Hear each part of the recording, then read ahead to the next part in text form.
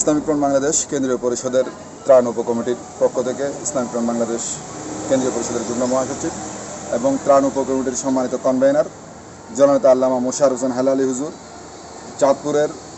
হাজীগঞ্জ এবং শাহরস্তির বন্যা অধ্যুষিত এলাকার জন্য ইসলামিক ফ্রন্ট বাংলাদেশের পক্ষ থেকে আজ ইমাম রব্বানী দরবার শরীফের এই উঠান থেকে হাজীগঞ্জ শাহরস্তির ইসলামিক ফ্রন্ট বাংলাদেশের কর্মী নেতৃবৃন্দের হাতে সেই সমস্ত বন্যা কবলিত এলাকার মানুষের জন্য ত্রাণ